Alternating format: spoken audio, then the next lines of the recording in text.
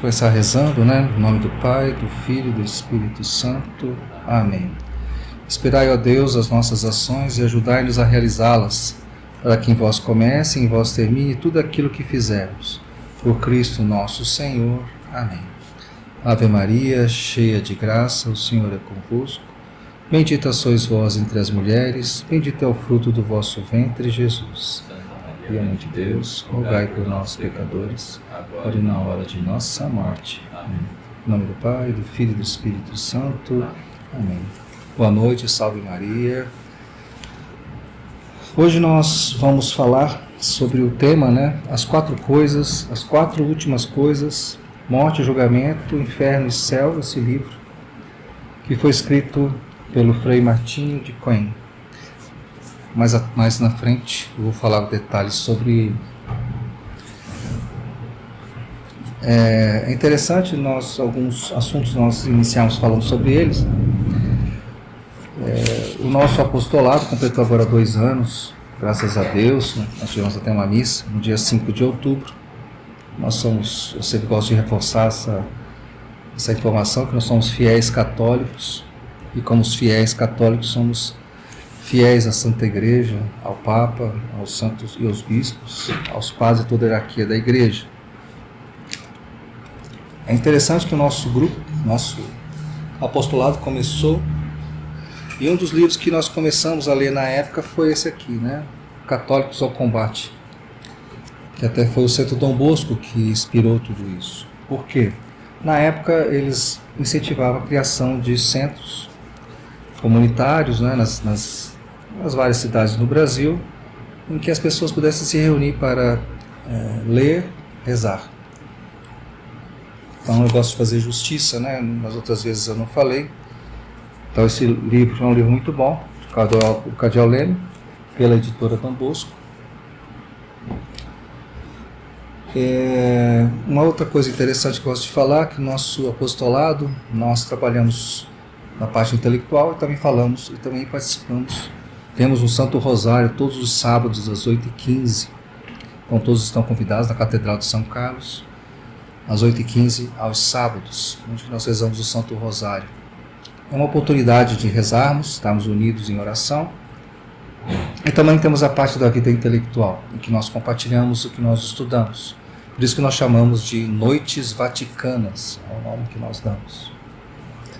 No meu caso mesmo, eu trabalho muito, começou com esse livro aqui, de Santo Antônio Maria Claret, Um Caminho Reto e Seguro para Chegar ao Céu. E um dos seus capítulos ele fala sobre confissões sacrílicas. Foi daí que tudo começou. Eu, quando li esse capítulo, fiquei bem impressionado com as histórias das pessoas que não se confessam bem e, por não confessarem bem seus pecados, vão para o inferno. Também tem essa obra do Santo Afonso Maria de Ligório, que é a Instrução aos Católicos, que tem no mesmo capítulo interessante, que fala a mesma coisa do que Santo Antônio Maria Claret fala. Dentro dessas leituras, uma que eu fiz depois que eu falei sobre esses assuntos, falei sobre a conversão do padre Hugh Benson, em que ele tem esse livro, Confissões de um Convertido, também da editora do Centro Dom Bosco. Outro livro que é interessante sobre escatologia, que é um assunto que também está relacionado aos novíssimos, que nós vamos falar, morte, julgamento, inferno e céu, que é de Dom Henrique Soares da Costa, de saudosa memória, falecido. Sempre gosto também de falar que nós não fugimos do que está aqui. Catecismo da Igreja Católica. Nada que nós falamos aqui está longe do que a Santa Igreja explica e fala. Muito bem, outra coisa que é importante divulgar é que nós temos um canal no YouTube. Então, por favor, assistam os vídeos, tem vídeos excelentes lá. Já temos um campeão de audiência com mais de 2.000 acessos, que é sobre a teologia da libertação, do nosso amigo Luciano. Bom, ao falar desse livro aqui, é bom fazer uma breve introdução. E eu vou usar o Padre Paulo Ricardo, em uma de suas homilias. Então, estou aqui com o texto em que ele fala sobre isso. Eu vou ler aqui rapidamente. as duas vindas de Cristo. Anunciamos a vinda de Cristo, não apenas a primeira, mas também a segunda, muito mais gloriosa. É interessante que esse tempo agora é propício, né? Porque nós estamos no Advento, justamente nos preparando para relembrar a primeira vinda de Cristo. Pois a primeira revestiu um aspecto de sofrimento, né? Jesus veio pequeno, sofreu, né? E a segunda manifestará a coroa da beleza da realeza divina. Aliás, tudo que concerne ao nosso Senhor Jesus Cristo tem quase sempre uma dupla dimensão. Houve um duplo nascimento. Primeiro, ele nasceu de Deus, antes dos séculos. Depois, nasceu da Virgem Maria, na plenitude dos tempos. Dupla descida, uma discreta, como uma chuva sobre a relva, aquela chuva fininha que a gente nem nota. Outra no esplendor que se realizará no futuro. Na primeira vinda, ele foi envolto em faixas e reclinado num presépio. Na segunda, será revestido num manto de luz. Na primeira, ele suportou a cruz sem recusar a sua ignomínia. Na segunda, virá cheio de glória, cercado de uma multidão de anjos. Nós não nos detemos, portanto, somente na primeira vinda, mas esperamos ainda ansiosamente a segunda. E assim como dizemos na primeira, né, que está em Mateus 21, capítulo 9, que diz: Bendito o que vem em nome do Senhor. Aclamaremos de novo no momento de sua segunda vinda, quando formos com os anjos ao seu encontro para adorá-lo. Bendito o que vem em nome do Senhor, nós falaremos. Virá o Salvador, não para ser somente julgado, mas para chamar a juízo aqueles que se constituíram seus juízes.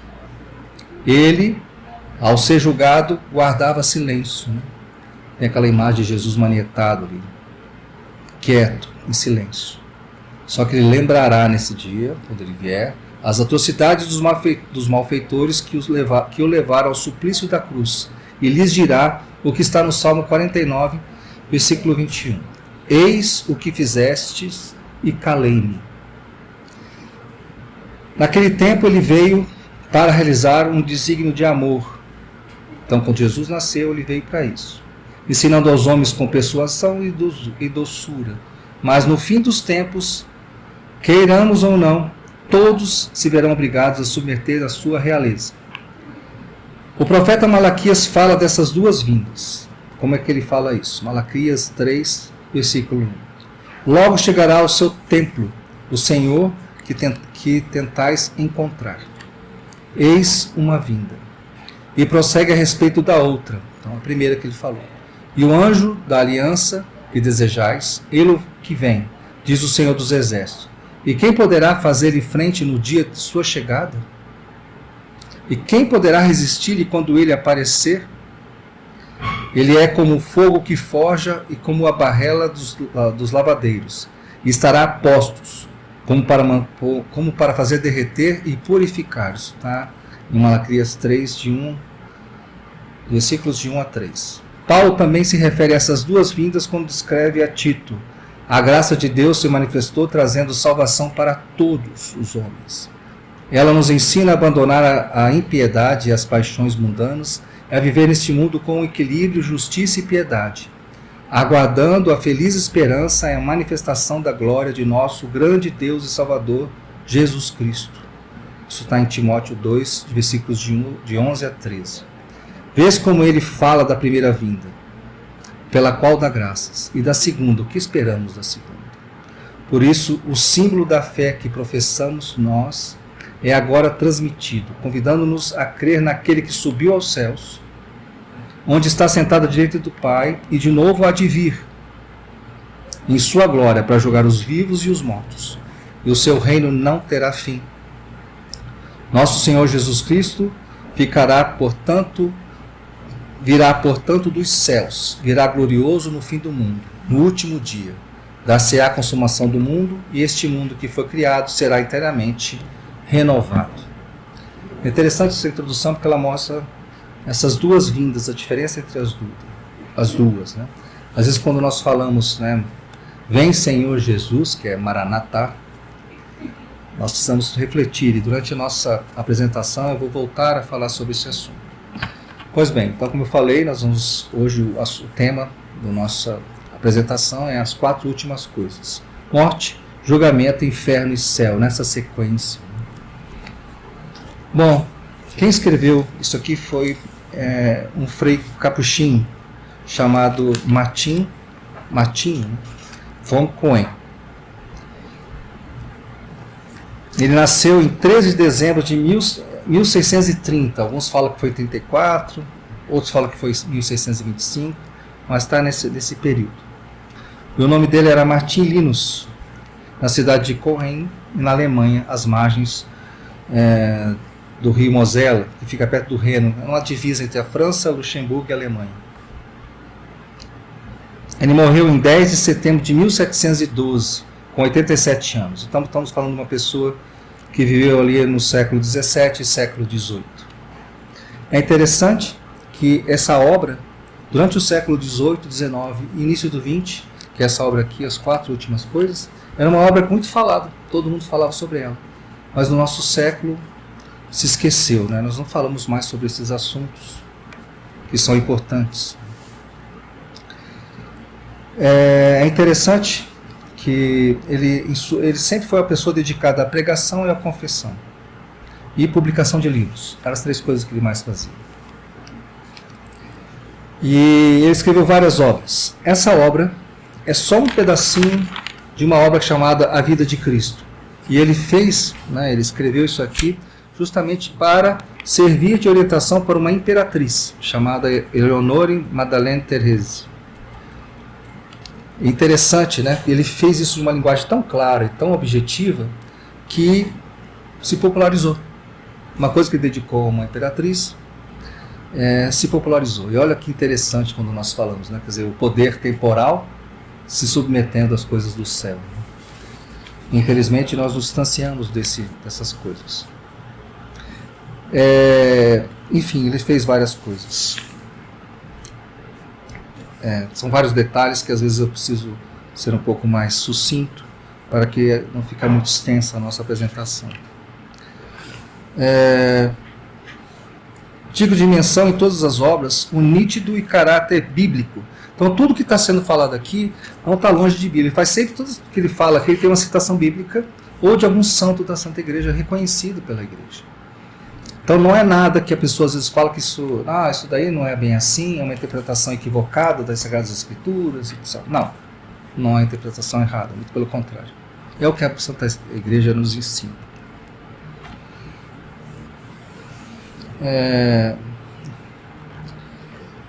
E a linguagem límpida e clara, sem medo de chocar. Isso é um detalhe importante. Hoje as pessoas têm o tal do... Nós temos que ser politicamente corretos, tem que tomar cuidado com as palavras, as pessoas se assustam com facilidade. Mas ela é a linguagem correta, direto ao assunto. Não dá voltas. A obra insere-se na doutrina esquecida das pregações desde o século XVIII. Daí haver confusões quando o assunto são os novíssimos. Quando falamos em novíssimos é interessante, que é justamente isso, morte, julgamento, inferno e céu. O que diz, eu vou aproveitar aqui, eu recorrer ao Catecismo de São Pio X, em que ele fala. O que entendais por novíssimos? São chamados novíssimos nos livros santos as coisas últimas que acontecerão com o homem. O que vai acontecer conosco? Ninguém escapará disso. Morte, julgamento, inferno ou céu. Os novíssimos se dizem coisas últimas do homem porque a morte é a última coisa que nos acontece neste mundo. O juízo de Deus é o último entre os juízos que devemos sofrer. O inferno é o extremo mal que terão os maus. O paraíso, o sumo bem que terão os bons. A falta de pregação da doutrina abre brecha para opiniões que o céu é para todos. Um lugar que todos entram. O céu é visto por muitos católicos que o céu é um repeteco do mundo terreno. Então tudo que acontece aqui no mundo é lá no céu. Então qualquer um vai, não é bem assim. Muitos espíritas se dizem cristãos, acreditam que o céu é ecumênico. O céu não é ecumênico, tá? É bom que nós tenhamos isso bem claro. Do inferno aos que defendem que está vazio. Isso é um absurdo, né? Acho que é o demônio mesmo que quer que a gente ache que está desse jeito, mas não está. Que ser bom, honesto, bom cidadão, não faz mal para ninguém. Deus me ama do jeito que eu sou, para que mudar? Os evangelhos são criações literárias, né? Foi da época, como escreviam, das comunidades cristãs, né? A tradução não foi bem aquilo, na hora fizeram a tradução errada. Não temos prova de que foi Cristo que disse isso, olha que absurdo. Foi uma linguagem de época? Não. E a pergunta que não quer calar é a seguinte: Jesus Cristo, nosso Senhor, se encarnou para nos contar historinhas da carochinha. Então ele veio aqui, se encarnou para contar historinhas. Aí morreu na cruz, à toa. Quer dizer, é um absurdo, né? Não tem nem lógica. O Frei Martim von Cohen relembra que, a partir dos evangelhos, a opinião segura dos santos padres para realidades finais, as quais nenhum homem escapará, nenhum de nós escapará dessa realidade. É interessante que nós não pensamos nisso, mas nenhum homem, seja ele quem for, o homem mais poderoso do mundo, o cara que tem o maior exército, não escapará desse dia. Durante a leitura é possível ver que as descrições sobre justiça excedem as descrições sobre misericórdia. Olha que interessante. Justiça, muitas vezes até 70, misericórdia. Esse tempo que nós vivemos aqui agora é o tempo da misericórdia. Muitas vezes nós estamos querendo que nesse momento final é que vai se acontecer a misericórdia. Não, é final. É que nem jogo. O jogo, quando é final, tem como... Final, acabou o jogo. Tem como fazer gol? Não. Mesma coisa acontecerá conosco. Crer retamente na verdadeira misericórdia de Deus é crer também na sua justiça. Jesus é justo. Não vai ficar. Para refletir. Que paga... Olha só, essa comparação acho bem interessante. Que paga daríamos a um filho, isso nós, seres humanos. Que paga daríamos a um filho que se rebela, renega seu pai, destrói sua vida de outros e não se emenda nem pede perdão. O que nós daríamos para esse filho? Né? No mínimo um castigo. Como se deveria julgar um médico que faz a vontade do doente? Eu não quero tomar remédio. Não toma não. Eu quero continuar fumando. Fuma. Eu quero continuar bebendo. Bebe. Será que é assim? Não. Isso não é o médico, né? O que será a justiça de Deus no dia do juízo final, se não justiça contra os maus filhos deste mundo, os quais buscaram destruir suas obras? Crer, pois, e confiar na misericórdia de Deus é esperar também confiantes que Ele fará justiça aos seus filhos. Não é possível que um santo como Santa Teresinha do Menino Jesus ocupe o mesmo lugar ou esteja no mesmo lugar que uma outra pessoa qualquer que fez um mal para outra. Um assassino, um ladrão. É justo? É só pensar. O católico descuidado e morno deve... Olha só, isso que eu acho bacana. O católico descuidado e morno... Hoje tem um monte assim. Deve, acima de tudo, temer o inferno. É interessante, Jesus fala isso pra gente. Né? Mas eu estava lá, eu ajudei o senhor, eu ajudava até na igreja, eu era legal, eu era coroinha, né? Mas não vivia uma vida reta. Vai para o inferno, não tem jeito.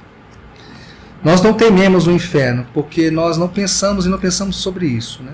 E a pessoa que vive essa vida tíbia, que Jesus misericordioso fala isso a Santa Faustina, é como se ele estivesse caminhando na beirada de um abismo. É a mesma coisa. Alguém já aqui caminhou na beirada de um abismo, olhando assim? A sensação é horrível.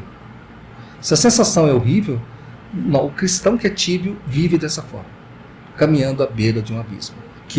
E lá embaixo tem uma coisa ruim esperando, né? Não é nada legal. Se fizermos para ganhar o céu, isso aqui eu acho muito legal. Se fizermos para ganhar o céu metade do que as pessoas fazem para ganhar a vida, para adquirir um pouco de riqueza, poder e fama ou para desfrutar da vida, nós tínhamos certeza de garantir lugar elevado entre os santos. Então, às vezes eu passo nas academias, vejo aquele pessoal lá tudo, né? Eprotem, e vamos lá, né? Eu fico pensando comigo, às vezes passo bem cedinho, então eles lá. Tarde, então eles lá. Final de semana, às vezes, quando eu vou sair bem cedo, tem pessoal de bicicleta. E eu fico pensando, se todos nós tivéssemos o mesmo empenho para cuidar do físico, para cuidar do espírito, imagina, todos estaríamos no céu. Só que nós não fazemos mão disso, nós queremos ficar fortes, como se isso, no dia do juízo final, fosse suficiente. Você pode ser tanto fraquinho como forte no dia do juízo final, do seu particular, ou quando for o final, isso vai adiantar de quê? Né? Eu achei interessante, uma vez um vídeo mostrando aquele lutador de boxe, Muhammad Ali, né? Em que ele não morreu com um Paxson, né? Tremendo, um cara que era forte pra caramba, batia em todo mundo. O que ele virou? Bom, vamos começar falando sobre a morte, que é o primeiro aqui dos 4 últimas coisas. Há 3 coisas que irão acontecer nesse momento da morte. Nós temos um amor pela vida e um medo da morte. Quem aqui não tem medo da morte? Até porque a morte é representada sempre com o quê? Com uma foice. Essa capa desse livro é muito bacana. Depois você for ver, é uma pintura de 1500. Está em Madrid, essa pintura. Ela mostra aqui, é que aqui não está colorido. Ela é muito interessante para a nossa reflexão. Em cima dessa árvore, é como se fosse uma mesa, pensou todo um banquete, vendo a vida boa. Embaixo, tem Jesus de um lado, batendo num sino para chamar a atenção do pessoal, e do lado a morte com a foice. E embaixo, os demônios puxando. E a árvore está com um pouquinho só assim para ser derrubada. Então a primeira coisa que nós vamos temer na hora da morte é que nós temos esse apego à vida. Então não vai ser uma coisa legal. A morte é amarga. A separação da alma do corpo é sofrida. Nós somos unidos, corpo e alma. Vai haver uma ruptura. E essa ruptura vai doer. Tanto que, mais à frente vou até falar sobre isso. Nas Sagradas Escrituras, lemos que o Santo Senhor Jesus clamou em alta voz e entregou o seu Espírito. Esse grito de Jesus, portanto, é evidente que em nenhum período da paixão de Cristo, e olha que ele sofreu demais. Alguns estudiosos dizem que um ser humano comum qualquer não aguentaria o que Jesus aguentou. Sofreu tanto quanto mais dolorosa a separação da sua sagrada alma e seu santo corpo. Então, muitos santos padres dizem que esse grito de Jesus foi um grito maior de tudo que ele passou. Lembra que ele deu um grito e logo depois, né, Pai, entrega o sua alma. Esse grito foi da hora da separação do corpo e da alma. O Papa São Gregório explica que o conflito de Cristo com a morte representa o nosso último conflito. Nós vamos ver isso. Ensinando-nos que a agonia da morte é a agonia mais aguda que o homem já sentiu ou sentirá. É uma agonia. É interessante falar sobre essa agonia, que a maioria de nós não falamos sobre ela. Então São Gregório explica: considere bem quão terrível é a hora da morte, quão terrível será a lembrança de todo o mal que fizemos. Pois nessa hora os demônios estarão lá. E lembrarão o mal que fizemos dos nossos pecados. O que responderemos quando os demônios colocarem nossos pecados diante de nós? Vai colocar. Vai colocar.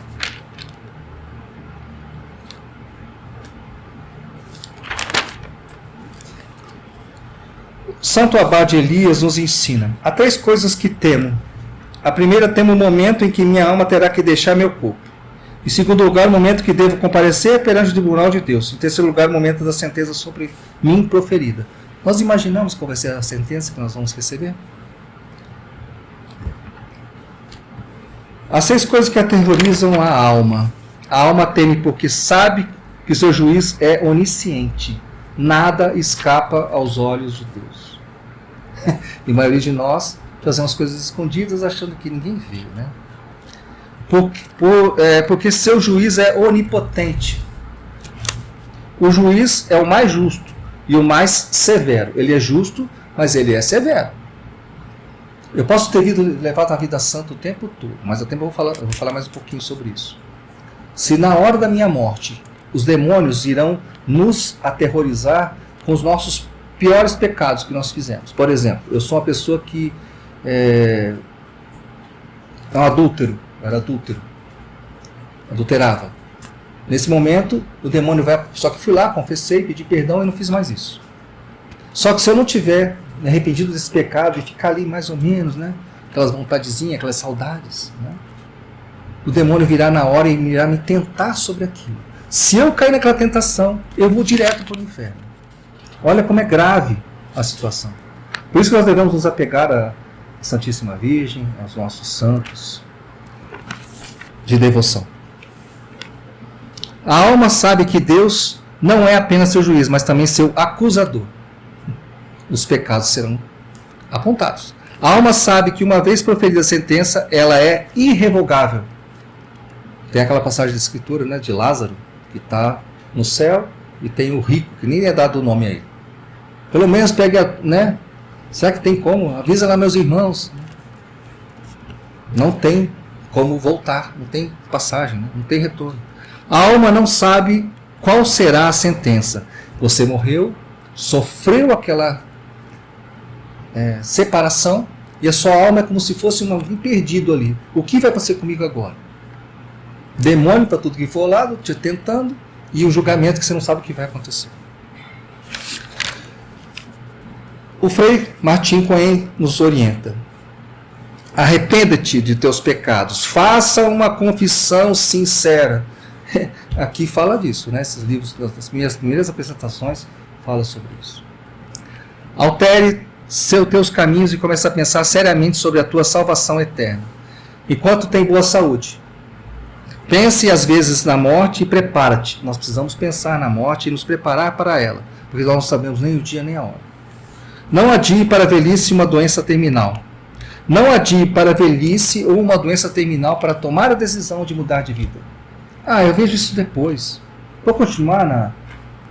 Ou então tem aquelas pessoas que pecam e repetidamente, né? Então eu peco, mas semana que vem eu confesso e zerou, né?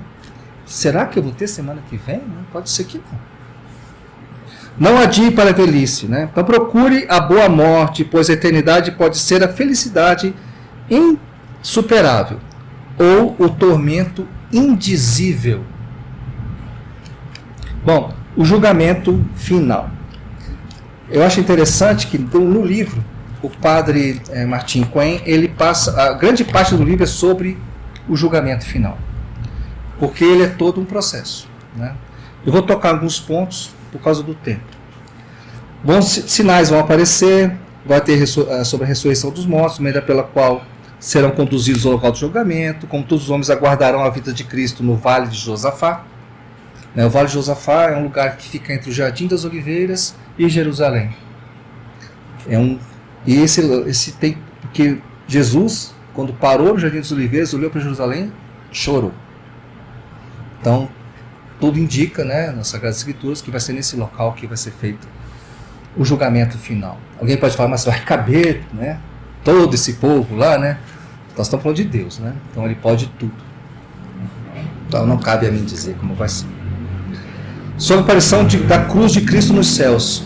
A cruz de Cristo vai aparecer no céu e todos os tormentos, né, toda a coroa de espinhos, os pregos, tudo o que foi de suplício para ele, vão aparecer no céu como um sinal para nos lembrar o que ele passou por nós. Imagina você pegar, olhar para tudo aquilo e pensar com você mesmo. Imagina as pessoas que já vão ser julgadas e já sabem que vão para o inferno. E olhar para tudo aquilo. Vai ser um momento grave. Quando a gente fala, vem Senhor Jesus, a gente precisa pensar. Bem. Vem Senhor Jesus, vem. Você está preparado? Será? O início do juízo final. A duração. As Sagradas Escrituras indicam que é um dia. Mas o que é um dia para Deus? Não é no nosso tempo. Inclusive existe um vidente, contou uma vez uma história que Nossa Senhora disse, que teve uma vez um homem que ela apareceu para ele e disse, olha, eu tenho aqui para você uma situação. Se você para ir para o céu, vamos chamar assim, para você poder conseguir passar por essa situação aqui e conseguir conquistar o céu. Um ano de um câncer terminal que você vai ter, ou 1 hora de purgatório. Qual desses dois você vai optar? A pessoa não pensou 2 vezes. 1 hora de purgatório. Ela, tá bom. Ela contou. Passaram-se 1000 anos. E essa pessoa, né, essa alma que estava de purgatório, uma das que Nossa Senhora visita o purgatório. Uma dessas passagens, Nossa Senhora, eu estou aqui há 1000 anos. Meu filho, você está aí há 10 minutos. O tempo cronológico que nós vivemos aqui é totalmente diferente do tempo do céu. A nossa alma fica parada no tempo e no espaço. Então o tempo conta de outra forma. Então, não adianta eu querer comparar. Por isso que o tempo de Deus é um tempo diferente do nosso. As Escrituras dizem que é um dia. O que será esse um dia? Porque quantos bilhões de pessoas, né, no mundo para serem julgadas tudo ao mesmo tempo? Publicação da sentença sobre os bons e sobre os maus. Primeiro serão os bons. Nesse momento, pessoal, quando for o julgamento, haverá a ressurreição dos mortos. O nosso anjo da guarda, né, nos acompanhará até onde nós estivermos enterrados. E nesse momento, quem for bom, ao abrir o túmulo, né, o seu corpo estará incorrupto e de uma beleza indescritível. Se você for bom. E sua alma, ao encontrar de novo esse corpo, terá uma alegria, porque ela se separou desse corpo. Então vai ser um momento de alegria. O seu anjo da guarda vai te acompanhar para o juízo final. Agora vem os maus. Ao abrir o túmulo, a alma que já está condenada, está vivendo no inferno, e as que ainda estavam vivas e vão passar por isso, terão nojo do seu próprio corpo, pela maneira horrenda que eles estiveram lá. E terá que se unir àquela coisa horrorosa. Já é um primeiro castigo. Ao se unir, vão todos se apresentar diante de Deus. E nesse momento, todo o mal que você fez e todas as coisas erradas que você fez serão expostas para todos. Todos saberão sobre tudo que você fez, ao mesmo tempo. Então a vergonha será terrível. Você verá os bons indo para o céu e você indo para o inferno. E mesmo que você clame nesse momento, Senhor, misericórdia, não haverá, porque esse momento da misericórdia já passou. É o momento do juízo final. Eu estou sendo mais célere para não perder, para não ficar tão extenso. Tem mais coisas, né? Então notem que esse momento do juízo final, quando Deus decretar, mas só que o semblante de Jesus, eu quero frisar isso, não será um semblante suave. Será um semblante severo. Tanto que os bons temerão esse momento. Os bons que já estão no céu temerão esse momento. De tão grave que vai ser a apresentação de Jesus. Ele não estará lá com um sorrisinho, como o pessoal coloca um Jesus hoje em dia, sorridente, de braços abertos, com ovelhinha. Não será dessa forma. Por quê, pessoal? Simples. Né? Ele vem para julgar, ele avisou, ele está avisando já para nós. É julgamento. Alguém aqui, se tiver que se apresentar diante do juiz, vai chegar rindo? Ou o juiz está lá rindo, dando risada? Eu nunca vi isso. Se nós, quando nos apresentar no juiz, mesmo que nós tenhamos razão, quem é que não fica com receio de em algum momento mudar a ideia de um juiz deste mundo? Imagina Cristo que sabe de tudo. Bom, dando continuidade, é interessante que marido, mulher, filhos, parentes, amigos vão se encontrar nesse momento e se reconhecerão. Consequentemente, saberão que está indo para o inferno e está indo para o céu. Imagina a tristeza. Claro que muitos padres falam que não será, nós não teremos mais essa tristeza que tem nesse mundo. Mas a vergonha de quem está passando por isso será terrível.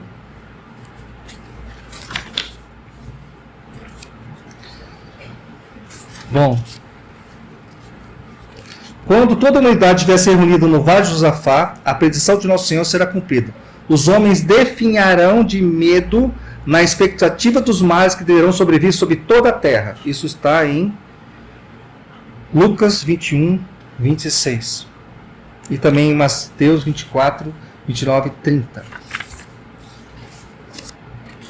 Pois a vinda do juiz será tão terrível, que tudo que está no céu e na terra tremerá e estremecerá. Pessoal, quando fala em fim de mundo, não vai ser uma coisa tranquila, não. Tanto que as escrituras falam, se não se abreviasse esse tempo, os homens, até os santos, não aguentariam. Tanto que diz que serão 3 dias.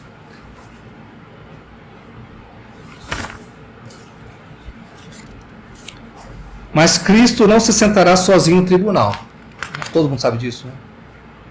Os 12 apóstolos estarão com ele, de acordo com as promessas que ele fez. Em verdade vos declaro, no dia da renovação do mundo, quando o Filho do Homem estiver sentado no trono de glória, vós, que me haveis seguido, estarais sentados em 12 tronos para julgar as 12 tribos de Israel. Os apóstolos estarão lá.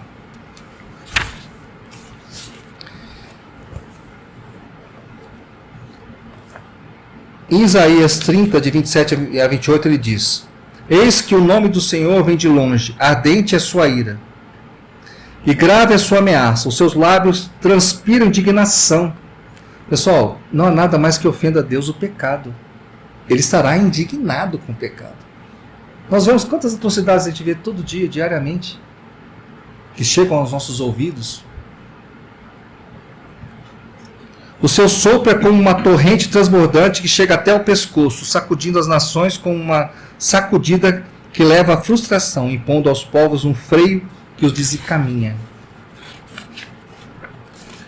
Os teólogos afirmam que todo pecado mortal em si mesmo, um mal infinito e uma afronta infinita à majestade divina.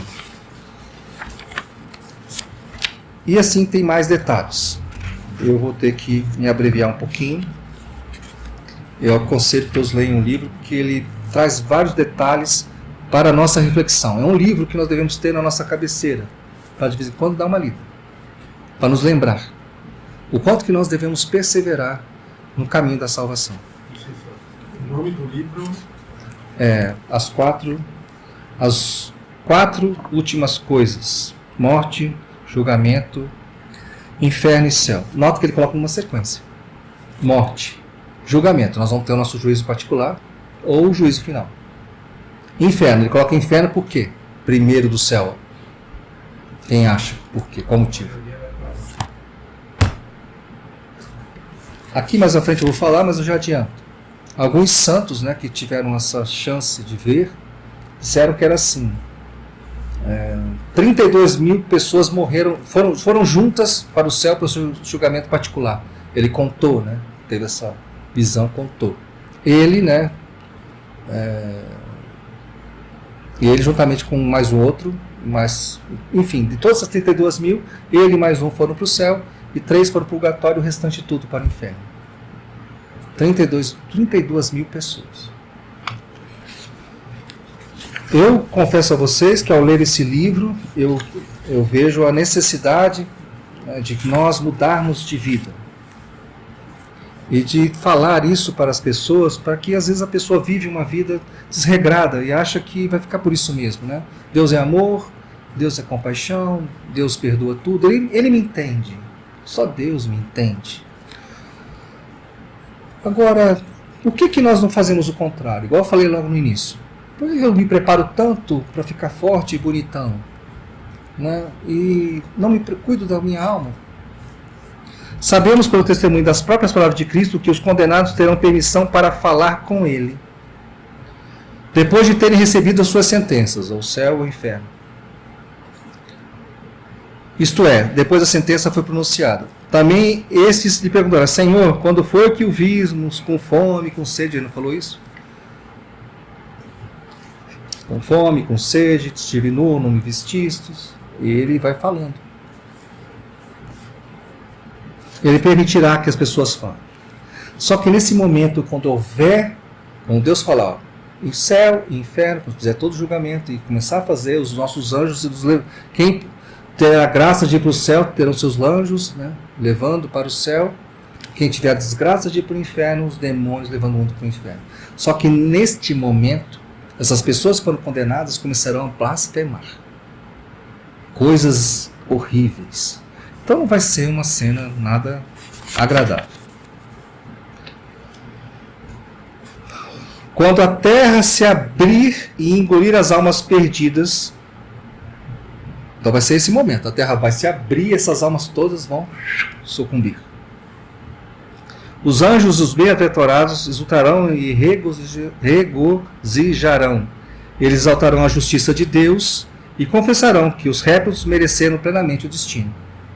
Alguém pode falar assim, mas eles não vão ficar com peninha? Não. É o certo, é a justiça. Eu gosto de falar essa parte aqui. Em terceiro lugar, virá o coro dos poderes. Então, há uma hierarquia no céu. É interessante que hoje querem tirar a hierarquia da Santa Igreja. É interessante que o céu tem hierarquia. Então, olha só como é que ele fala aqui. O primeiro coro dos anjos, junto com aqueles que foram salvos, então a hora que todos, né, os anjos subiram ao céu, então vai ter uma hierarquia. Então, no primeiro coro dos anjos foram salvos os quais a sentença de Cristo designou o lugar mais baixo. Então, aquele que fez ali, que passou na média, vamos chamar assim. Então, são as crianças que morreram na infância, almas que persistiram pelo pecado até o fim, e depois se arrependeram, e conseguiram a misericórdia de Deus, e foram. Então, estão ali.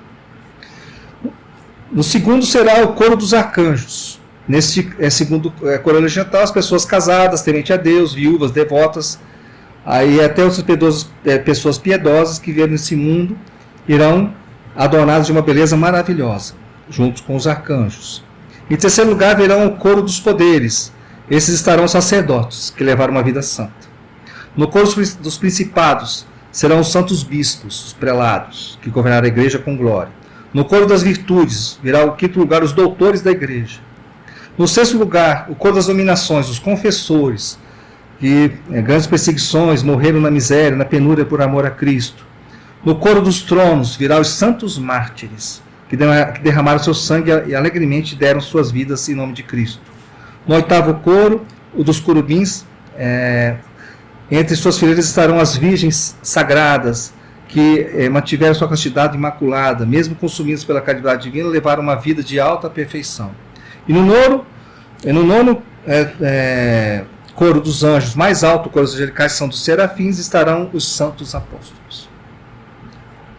Lembre que é bem interessante eu também afirmar uma coisa para vocês. Nesse momento do nosso juízo, lembrar que várias pessoas já faleceram antes. Então eu estou falando de uma situação que vai ter um momento que alguns vão estar vivos, né, e vão para o julgamento, e outros vão estar mortos. Então já receberam a sentença. Só que ainda não houve o quê? A ressurreição. Então o momento do juízo é um momento que vai haver a ressurreição dos mortos, em que eu falei agora há pouco antes, né? Em que eu falei da situação em que os bons vão encontrar seus corpos de maneira maravilhosa e os ruins vão encontrar seus corpos de uma maneira terrível. Tão terrível que eles mesmos terão nojo do seu próprio corpo. Sobre o fogo do inferno. É interessante, pessoal, que o fogo do inferno é algo tão terrível, tão terrível, tão terrível, que teve uma pessoa que morreu e Deus deu permissão que ela morresse e depois voltasse. E ela teve a opção, ela teve a visão de como seria o inferno, para onde ela iria. Diz que o calor é tão grande, tão grande, tão grande, que essa pessoa, depois que ela voltou, resolveu viver uma vida afastada. Ela vivia próximo de um rio, isolada. Na época do inverno, ela pulava nessa água gelada para poder lembrar de tudo que lá, porque no inferno é assim. Você está uma hora no frio, depois te joga no calor. Só que é uma coisa insuportável. Ele falou que tudo aquilo que ele vivia ali era para lembrar o que era o inferno e para ele, com essa penitência, redimir seus pecados. Viveu essa vida dessa forma. Para nos lembrar que o inferno é uma coisa terrível. Santa Brígida diz que com justiça em suas revelações. O calor do fogo do inferno é tão grande que se o mundo inteiro estivesse envolto em chamas, o calor do incêndio não seria nada comparado com ele. O mundo, vocês já tiveram a sensação quando você chega perto de uma churrasqueira mesmo, já é um calor terrível. Imagine um fogo, que se o mundo todo estivesse pegando fogo, não é nada diante do fogo do inferno.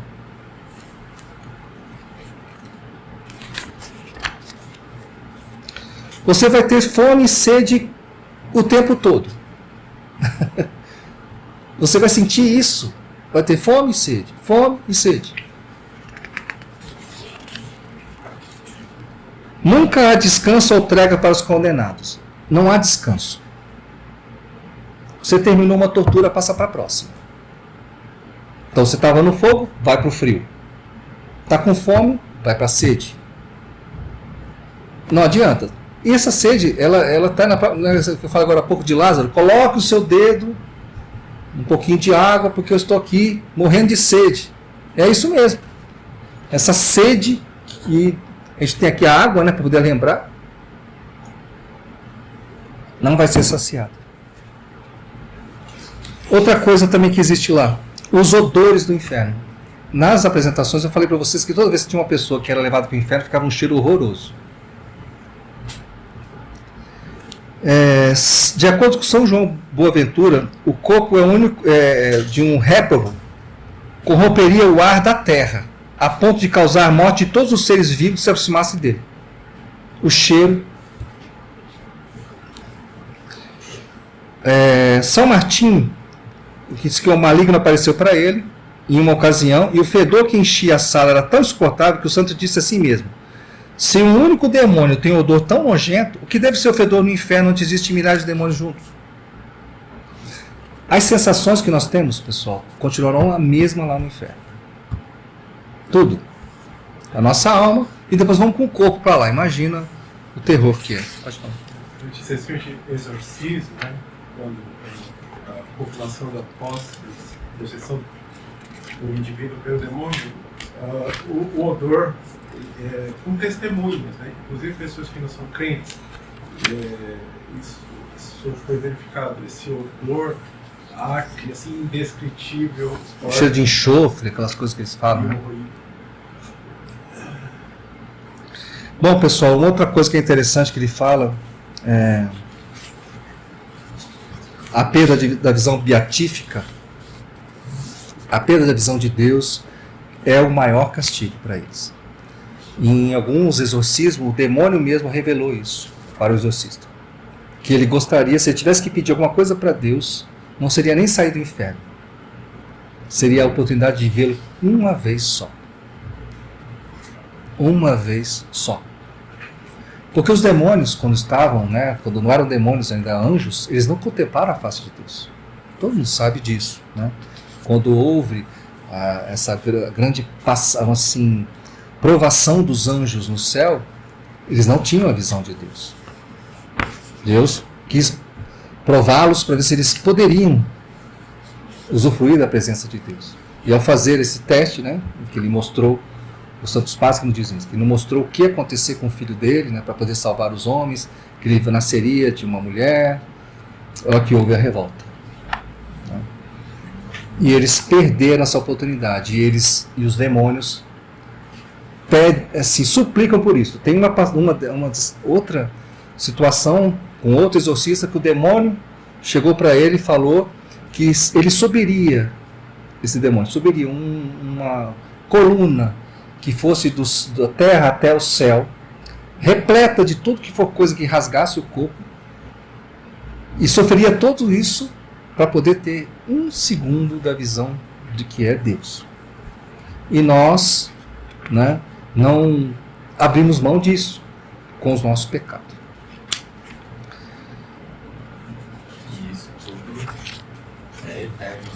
E isso tudo é eterno.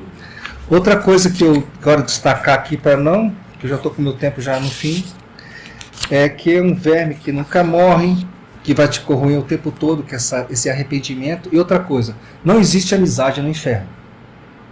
Nós aqui, um ajudamos o outro. No inferno, um maltrata o outro. O pai vai maltratar o filho vai maltratar o pai, vão ficar o tempo todo se xingando. Aqui há exemplos, né, de santos que tiveram a oportunidade de ver pai e filho se xingando. Eu te odeio porque você me gerou, por isso eu estou aqui. Eu te odeio porque você é meu filho. É uma coisa horrorosa. Bom, pessoal, ele dedica um bom tempo aqui a falar as coisas do inferno. Tem várias coisas e eu não vou me ater porque o tempo já está no final. Mas vamos falar agora do céu, que é para onde todos nós devemos lutar para ir. Por quê? Aqui ele fala uma coisa interessante, faz uma oração. Ó meu Deus, concedei-me a graça para que na terra eu ame a luz e evite as obras das trevas, a fim de que eu possa alcançar a contemplação da luz eterna e perpétua. Eu quero tocar nos pontos aqui que eu acho bacana, em que ele fala sobre as alegrias que nós vamos ter no céu. Porque nós vamos ter o tato, nós vamos ter a visão, nós vamos ter a audição, nós vamos ter tudo isso. Só que nós vamos usufruir de todas as coisas que são indizíveis no céu. E vamos sentir sabores, odores, ver, sentir coisas que nós não imaginamos. Por exemplo, com relação ao perfume, dizem que se todas as rosas do mundo, todos os perfumes possíveis e imagináveis se juntassem, não chega a nada diante do que existe no céu. O tamanho das coisas, né? Não existe, por exemplo, quando Jesus fala, a casa do meu pai tem muitas moradas, é uma coisa impressionante, é enorme mesmo, tem morada para todo mundo. Né? E todos terão essa alegria de estar no céu, de se encontrar. Você vai poder ter a oportunidade de viver, de estar junto com o seu anjo da guarda. Vai estar com o seu santo de devoção, por exemplo, São Carlos Borromeu. Nós vamos ter a chance de conversar com ele no céu. Os outros santos todos. Só que isso é uma coisa que não tem fim, imagina. Você pode conversar, às vezes a gente está num local, não é gostoso de ficar, às vezes num local bacana, a gente fica curtindo aquele local, dá vontade de ir embora? Não, né? Agora imagina você estar num local que é muito melhor do que a gente possa imaginar, em que você vai estar ali sempre. Né? Então é uma vida maravilhosa. Para finalizar, deixa eu só colocar aqui o que o padre fala.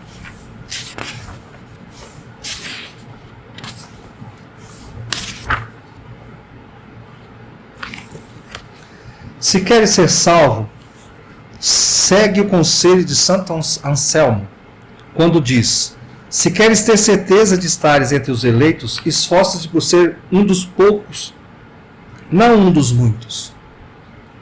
E se queres ter a certeza da tua salvação, esforça-te por estar entre os poucos, isto é, não siga a grande maioria da humanidade, mas sigas aqueles que entram no caminho estreito, que renunciam ao mundo, que se entregam à oração e que nunca relaxam seus esforços de dia ou de noite para que possam alcançar a felicidade eterna. Então que nós tenhamos a graça, por meio da Santíssima Virgem, dos nossos anjos da guarda, de não abrir mão do céu por causa das coisas desse mundo, porque as coisas desse mundo são passageiras. O que é você viver, 5 minutos de prazer diante da eternidade? Diante de tudo que vai ter no céu para nós. Agora, é fácil? Não. Hoje o Padre Paulo Ricardo, na sua homilia, falou, o Evangelho fala sobre aquela situação do centurião, né? Em que nós repetimos toda vez, né? Na Santa Missa. Né? Eu não sou digno que entreis em minha morada, mas dizei uma só palavra, né? E serei salvo. E Padre Ricardo faz uma comparação justamente disso. Nós, por nós mesmos, não temos a capacitação. O que nós podemos dar em troca pela nossa própria vida? A não ser a misericórdia. Então Jesus veio para nos salvar. Essa salvação, nós mesmos não somos merecedores. O centurião, quando falou aquilo, ele quis dizer que nós somos merecedores. Não somos merecedores. Mas Jesus fez por merecer. Se ele fez isso por nós, precisamos nos esforçar para alcançar isso. E não abrir mão. Muito pelo contrário. Lutar por isso. Nos reconhecer frágeis, pequenos e dependentes de Deus. Por exemplo, o filho pródigo. Se ele ficasse lá no meio dos porcos e não resolvesse entender que ele tinha que caminhar na direção, né, do Pai para ter sua salvação, ele teria saído de lá? Não, continuaria lá no meio dos porcos. Então cabe a cada um de nós sair desse nosso comodismo para poder alcançar o céu. Pedimos isso sempre por meio da intercessão da Santíssima Virgem. Obrigado pela atenção de vocês. Que Deus esteja sempre conosco e nos reconheçamos sempre frágeis, dependentes de Deus, e que somente por Ele que nós vamos conseguir conquistar o céu. Então, e não vamos abrir mão desse céu. Você viu que eu falei pouco do céu, não foi? Porque o céu é tão bonito e tão grande que mesmo que eu falasse as minhas palavras não iam conseguir alcançar. Falei muito do inferno, mas para chamar a nossa atenção. Que Deus abençoe. Obrigado. Boa noite. Salve Maria e viva Cristo.